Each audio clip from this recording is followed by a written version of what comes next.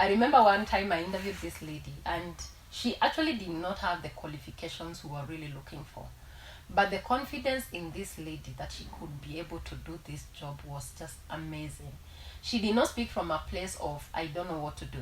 She spoke from a place, I can do this. She spoke from a place of, give me an opportunity, give me a chance, and I will show you what I'm able to do. And she ended up actually performing very well. Hi, welcome to the Straight Up Talk, where I provide for you impactful and insightful content. So today I have a wonderful guest, but before I allow her to introduce herself, I urge you to like and subscribe to my channel. So today we have a big person in the HR industry, I may say. So I think I can allow you to say who you are and what you do. Oh, thank you. Thank you for having me today. Zipporah is my name, the MD of Aurum Consultants. Yeah. And I love people. I love HR. And that's what we do on a daily basis. Yeah. Yes, we've been doing consultancy for the last 7 years. Mm-hmm. Worked with different companies, different organizations across different industries. Yeah. Yes, and I'm glad to be here. Yeah. Yeah. So what made you decide to take on HR? Let me say first, when I started my career, I actually did not envision doing HR. Yeah. And I started my career very far, down from the bottom of it. I was initially an intern, worked as an intern for about 6 months at one of the big hospitals in this country. I had just come from college, not done any degree, so I was barely just trying to find myself and understand who I was. And I did internship as a medical records clerk for those 6 months. After that, I got a job as a secretary for a doctor's clinic. And of course, at that point, I felt on top of the world. I thought, getting a job, a salary, it was quite exciting. And little did I realize a few months down the line, the salary I was earning, which was actually 6 months then, 6,000 then. Oh. I felt like it was a lot of money when I got the job. And I had not realized, the way you look at your expenses and figure out this is how you're going to meet your everyday needs. A few months down the line, I realized, there's more to, what I'm earning. But again, that said, I was glad I got that opportunity because it set the foundation for my career. I worked as a secretary for quite a number of years, about 4 years, before I got another job. And when I left working for the doctor, I got a job with one of, again, the organizations in this nation. And at that point, I got a job as an admin officer. And the work ethic, I think, has helped me through my career journey. And it was at that point when I got on the job as an admin clerk, I started asking myself the question, is this really what I want? What do I really want? What kind of a career do I want? And I decided to go back to college. That time, school fees was quite expensive because when I did Form 4, I didn't get the chance to go straight to university. So I missed campus with a few marks, and I was not lucky to go to campus directly. So at this point, they were offering the parallel program, and I decided, this is an opportunity, this is an avenue for me to grow my career. So I decided to go back to school. And I think because I had worked in the admin as a secretary, I could see where my line of loving what I do was. And like I mentioned, I love people. I love working with people. I love solving problems. So that's how I actually ended up choosing a career in HR, and I ended up doing a degree in HR management. And of course, I grew across my career, and I got to a point where I was the HR and admin manager, stock operations manager, of course, managing quite a big organization. And that's how my career grew. That's how I ended up doing HR. Yeah. So you started by just the love of people. The love of people and solving problems. And One of the things I love, I'm an organizer. I organize. If you put things, all over the place, the first thing I want is to just put everything where it needs to be. And I realize even with people, that's how I am. I want to kind of, plan, things, if people I'm working with, I want to be able to coordinate and help them, be able to do things in a systematic way. So I realized I love people, and for me, I think that was the passion that brought this career. Yeah. So what would you say, especially let's say when someone comes, of course, HRs are normally known in the interview setup. That's when many guys know about HRs, of course, yeah? Yes. So what would you say about what is some human nature, human traits you've learned there about people? I think if you're humble enough, you will learn a lot about people. it's very easy to judge someone because they've just walked into a room. Mm-hmm. And one of the things I like is engaging someone to just get to know them a little bit better. When someone walks in a room, of course, and I always say this to candidates who are looking for a job, it's important for you to be prepared. Because the first few seconds, I would probably say less than 5 seconds, will make the person who is on the other hand decide how far they want to engage you. Just by the way you present yourself. When you walk into a room, do you greet the person? How is your conduct? How do you behave? Or do you walk in and there are people who will walk in and sit on their hands, their feet are up, and is it? Oh yes. Like they put their... Or they sit on the chair and they slouch and you're wondering, okay, you've come for an interview. So you see, it's always important for you to do a bit of research. But I think one of the things that I've learned, even when people behave like that, is to actually just get to hear the person, get to know them a little bit better before you actually conclude what kind of a person you're dealing with. Okay. Yeah. So when someone comes in, maybe I'm a shy introvert. Yes. Most likely, of course, I won't get the job. Yes. No, actually you would, and depends really. And I always encourage people who are on the other side interviewing, be in a way that you're approachable. People are able to talk to you. Be courteous. I'm looking for the word. Allow people to to be able to be themselves. And when someone walks into a room, especially in an interview situation, they are very nervous naturally. Even for me, if you told me today I go and I'm meeting the president or someone really big, I'm watching for this big contract, the nature is I will be nervous because I'm not so sure who I'm meeting on the other side. So the way I receive the person who is coming helps them calm down. In an interview situation, we always say, if you're the candidate, be there early. Report for the interview early. 10, 15 minutes early, the candidate. Yeah. Because what happens when you come a few minutes early, you are able to sit down, you're able to relax, you're able to use the bathroom, you're able to, calm down, calm your nerves down. When you come for an interview, of course, and this is to companies, of course, offer that person a cup of tea or a glass of water just to help them calm down. Now, if you're brought into a room where I am, the first thing I ask is, would you like a cup of coffee or tea? Have you been given, just to help you relax, Of course, to start a conversation from a very simple conversation now to the serious reason why you have come for the interview. A situation where you come in and we straight jump into the interview, it will throw you off. If you are an introvert, chances are you will not be able to speak, and words will get lost somewhere. Vanish. They will vanish. You'll not be able to speak. So again, just allowing you to settle a bit. Just find out. How was your journey here? Did you find us well? Did you have any challenges? Just help you calm down. Then we start the conversation. Yeah. So what are some traits you've seen for the people who get the job? What are some common traits you'd say like this is something that? One of the things I would say, confidence. Okay.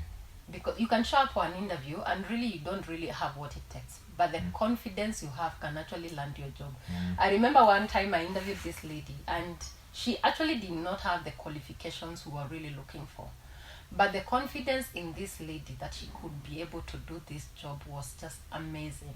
She did not speak from a place of, I don't know what to do. She spoke from a place, I can do this.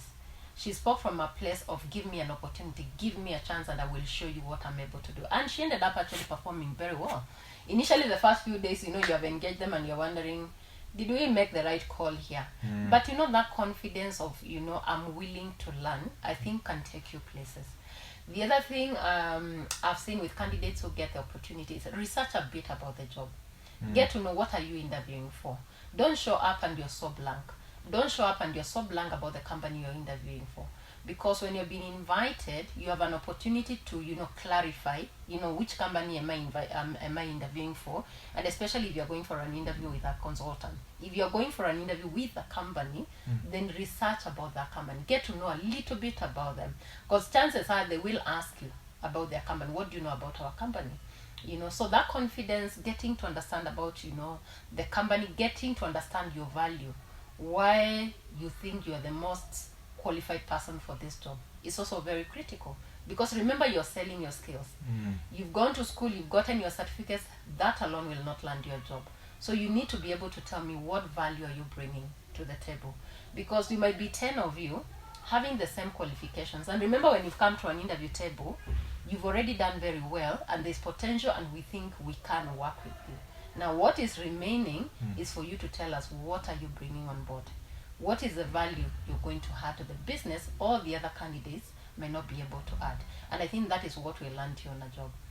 So just knowing the value you bring first to the business and the people who you'd work with. Yes. And then, does style, looks matter?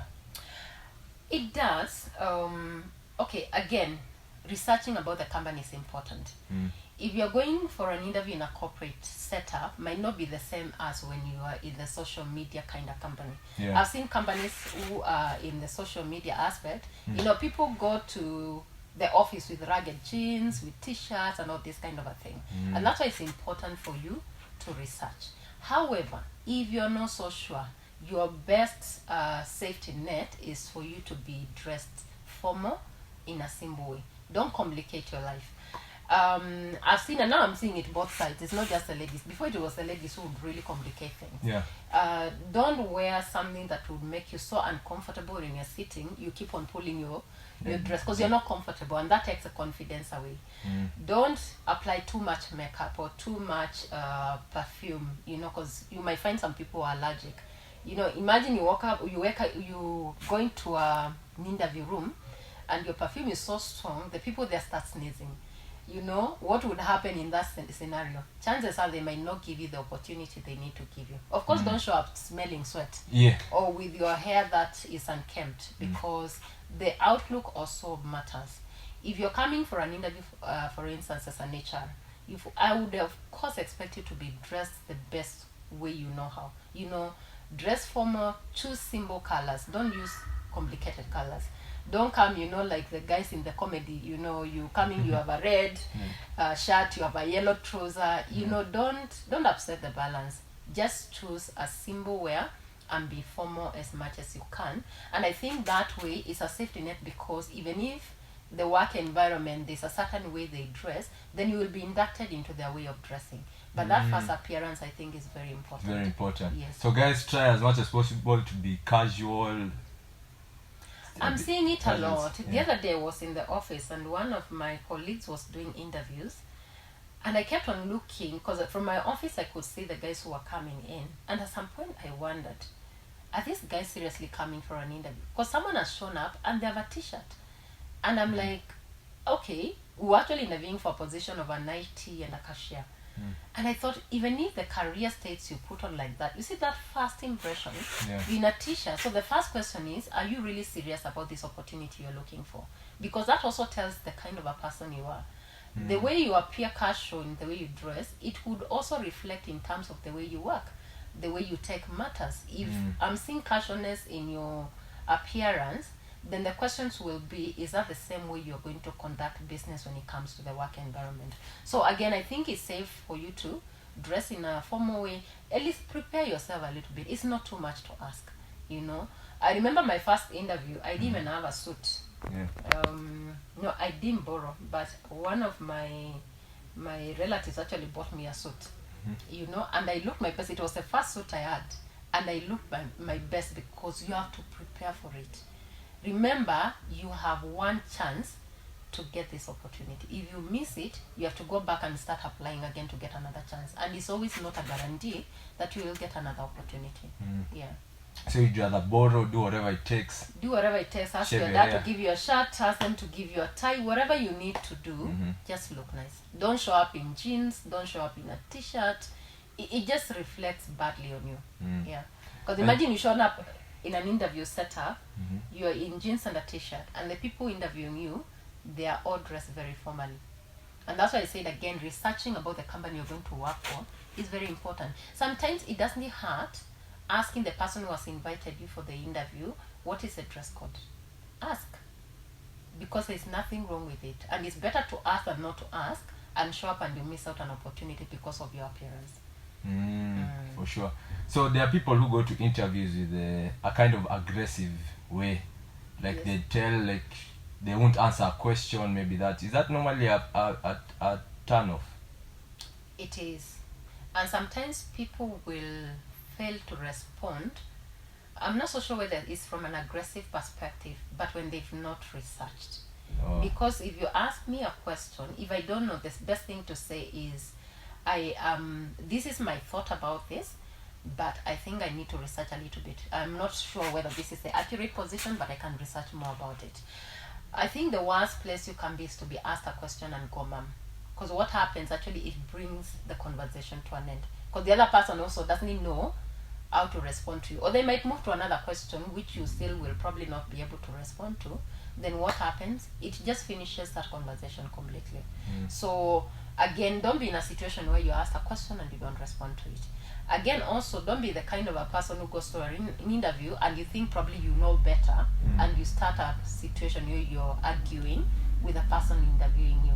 Remember, they are getting to know you a little bit more. So respond based on the question that has been asked in a respectful way.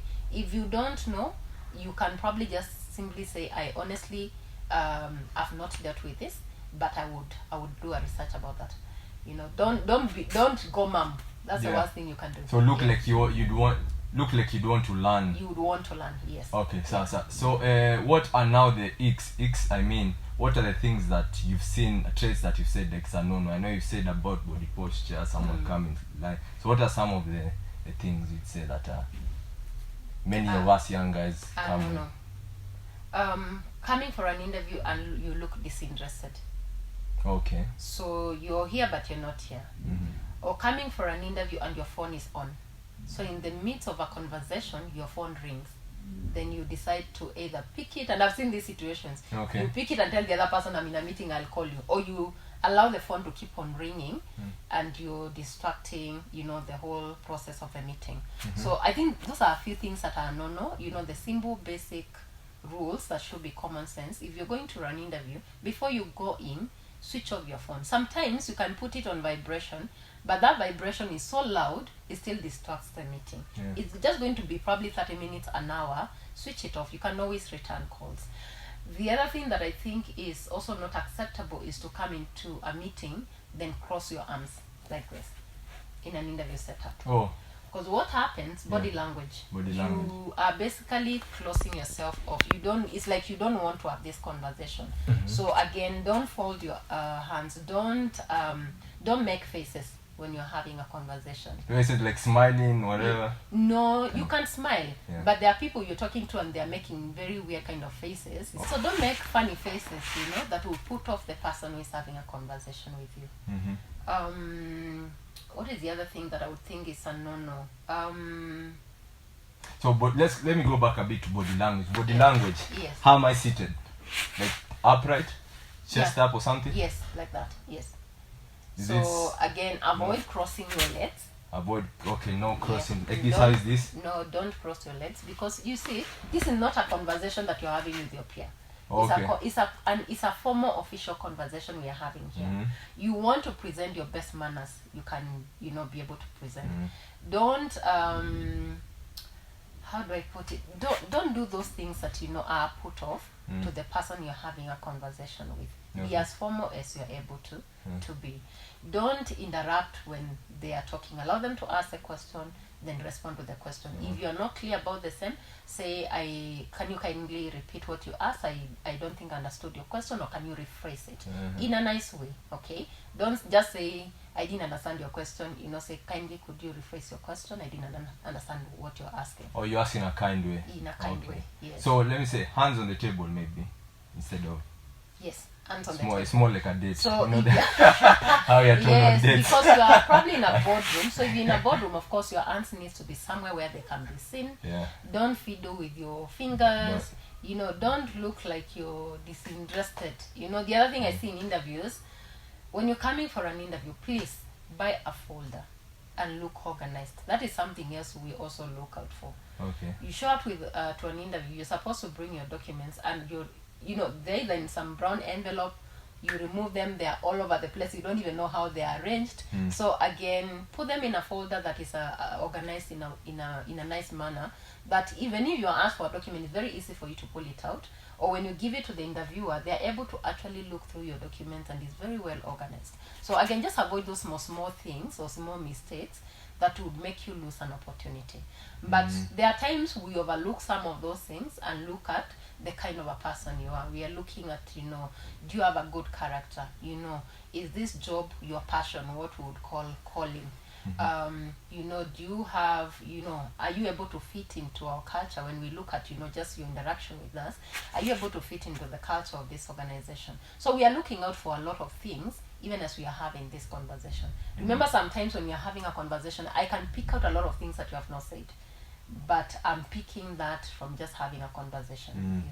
Sometimes I've seen you could be asked a question that you're not comfortable with, and your response again comes out rather very rude.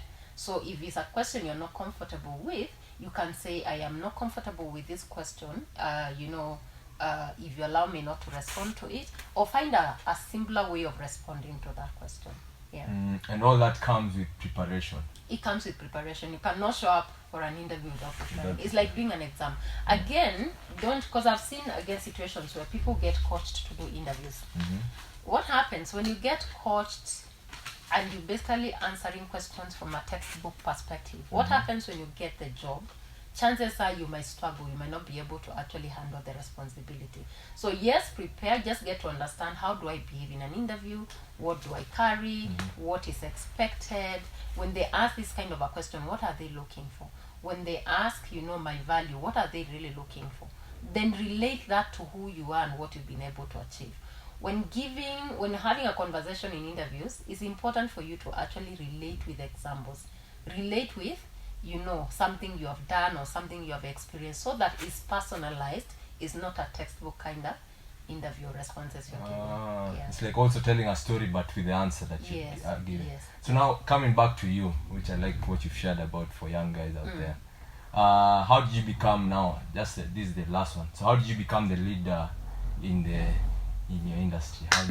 Let me say, for you to be a leader, you have to be willing to put in the work. It doesn't just come. Sometimes doors will open for you, but you have to put in the work. You have to have good work ethics. You have to have good morals. Your character must be right. When you're being given an assignment, and it starts from the work environment when you're employed. Like I mentioned, I was employed for quite a number of many years before I actually got into starting our own company. And I remember at one point my boss saying, actually it was during our wedding, saying, she's a businesswoman. And at that point I thought, me, businesswoman, I was just an employee. But this boss of mine, Ed, actually watched me as I was working. And the truth is, I used to give it my best. I used to do it as though it was my own company. And this is what I tell people. If you've been employed, give it your best. Run it, or run that position as though this was your business. I always say, if what you're doing today, you're not doing it to the best of your ability, then you need to ask yourself very difficult questions. You need to ask yourself about your values, your morals. Are you giving it the best, or are you just working for the money? If you're working for the money, the truth is you can't grow to be a leader. If you grow to a place where you're a leader, like I've said, you must be willing to put in the work. You must be willing to learn. One of the things that you never stop doing is learning. You are always learning, and sometimes you learn from the people you're working with. Sometimes you learn from the people you're leading. So you can never say, I know it all. So you must be open to learn. You must be willing to be given feedback, and sometimes feedback is given in a way that is quite painful. And one of the things I always say, if you're not willing to receive feedback, then you will never grow. When you receive feedback, what happens? You go back and check, what did I not do right, and what can I do to make it better? That way you keep on developing and growing yourself. So I think to be a leader is a journey, but it's a journey you must be willing to walk. You must be able to to put in the time, put in the effort, have good morals, have good character. And I think above all, also ask God to help you. Because I think also God appoints leaders, and he gives you an opportunity to be in that place of authority. So again, also putting God first and allowing him to lead you, I think also makes a lot of value. Yeah. So for getting feedback, do you look for it or you wait for it to come? Both. Yes. So there are times, if for example I'm doing a project, I will ask for feedback. I'll ask, how did we do here? Are you happy with the service? Is there any issue? Is there any areas you think we need to work on? Sometimes you might not have asked for it, or you did not actually see it coming, and you're given feedback also. So I think it's two-way. But I think it's also important for you to keep on asking for feedback. It's just like employees. Sometimes when we hear performance management, we want to take off. We are thinking, this is problem. But it serves you better to actually ask your manager, please give me feedback how I'm doing. Am I on track? Do I need to work on a few areas? And that helps you grow. Yeah. All right, very good. Any last words for young people like us out there? I would say there's a lot of opportunities out here. I think a lot of times we always hear about unemployment. We always hear about there are no jobs out there. And I think we need to stop having the mentality of I'm going to school to be employed. There's a lot of opportunities out there. Think about what you have in your hands. Think about the talents God has given you. Think about what can I do with it.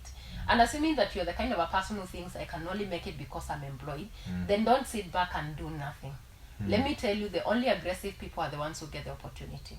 You need to go out there and say, you know what, I want internship. Give it to me. I'm willing to work. I don't want you to pay me. Give me 3 months. I want that experience. A lot of times people miss out opportunities because they are not willing to try. Try, and I think when you try, you will be able to be successful. Yeah. Guys, you've heard from her herself, a leader in an industry. So you guys need to actually say what you've liked, comment below what you've liked, and I've also taken in a lot from this. And so anyway, like and subscribe, because you know I release videos just like this every week. Till next time, have a good day. Yeah, thank you.